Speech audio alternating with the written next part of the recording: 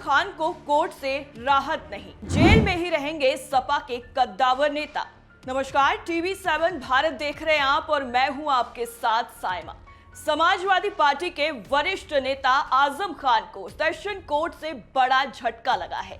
बताया जा रहा है कि 2 पैन कार्ड मामले में सेशन कोर्ट ने उनकी अपील को सिरे से खारिज कर दिया है। साथ ही साथ उनके बेटे अब्दुल्ला आजम खान को भी सेशन कोर्ट से झटका मिला है। निचली अदालत से मिली सजा पर उनकी अपील को भी खारिज कर दिया गया है। दरअसल निचली अदालत ने आजम खान और उनके बेटे अब्दुल्ला आजम खान को दोषी मानते हुए 7-7 साल की सजा सुनाई थी। साथ ही साथ दोनों पर 50-50 हजार रुपए का जुर्माना भी लगाया था। अब इसी आदेश को चुनौती देते हुए आजम खान ने सेशन कोर्ट में याचिका दायर की थी और बताया ये जा रहा है कि पूरा मामला साल 2019 का है, जो भाजपा नेता आकाश सक्सेना द्वारा दर्ज कराया गया था। आकाश का आरोप है कि अब्दुल्ला आजम खान ने अलग अलग जन्म तिथियों के आधार पर 2 पैन कार्ड बनाए थे।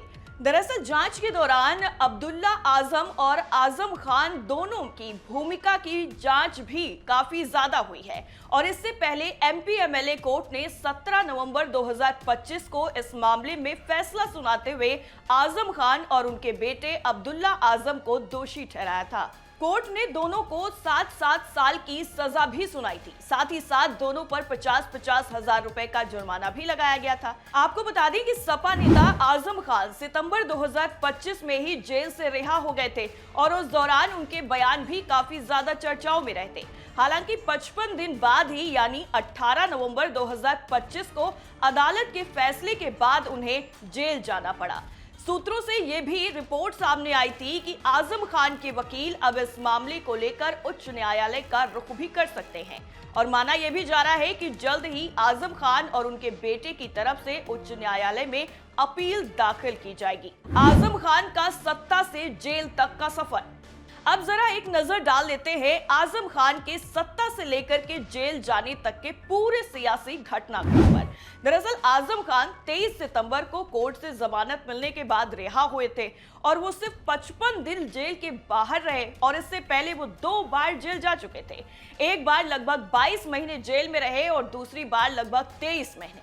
आजम खान ने मीडिया से बातचीत भी की थी और ये बताया था कि उनके ऊपर 100 से ज्यादा मुकदमे हैं, जिनमें कुछ मुर्गी चोरी जैसे आरोप भी शामिल हैं। उन्होंने ये भी बताया था कि उनके ऊपर इल्जाम है कि मुर्गी चोरी कराई गई और उन्होंने ये भी कहा था कि मेरी पत्नी ने शराब की दुकान लुटवाई, ऐसे आरोप लगे। आजम खान ने यह भी कहा था कि उनके परिवार के खिलाफ पहली बार इतने बड़े पैमाने पर मामले दर्ज किए गए। उनकी पत्नी जेल में रही और उनका बेटा, जो 2 बार विधायक रह चुका है, वो भी जेल में रहा। उनकी पत्नी तंजीम फातिमा विधायक और सांसद रह चुकी हैं। आजम खान ने यह भी बताया था कि उन्होंने कई साल जेल की ऐसी कोठरी में गुजारे जहां कोई 5 मिनट भी नहीं रह सकता। उन्होंने यह भी कहा था कि वो दिन उनकी जिंदगी के सबसे कठिन दिनों में से एक थे, लेकिन न्यायपालिका पर उनका भरोसा कभी कम नहीं हुआ।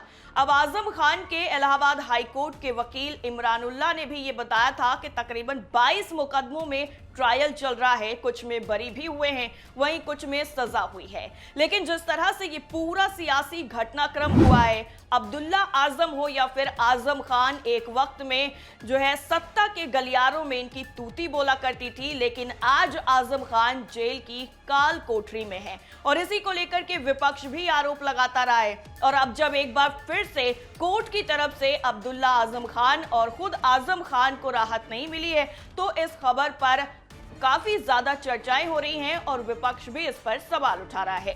तो इस पूरी रिपोर्ट पर आपकी राय क्या है, हमें कमेंट सेक्शन में जरूर बताइए। बाकी तमाम खबरों के लिए, ताजा तरीन खबरों के लिए जुड़े रहिए टीवी 7 भारत के साथ। नमस्कार।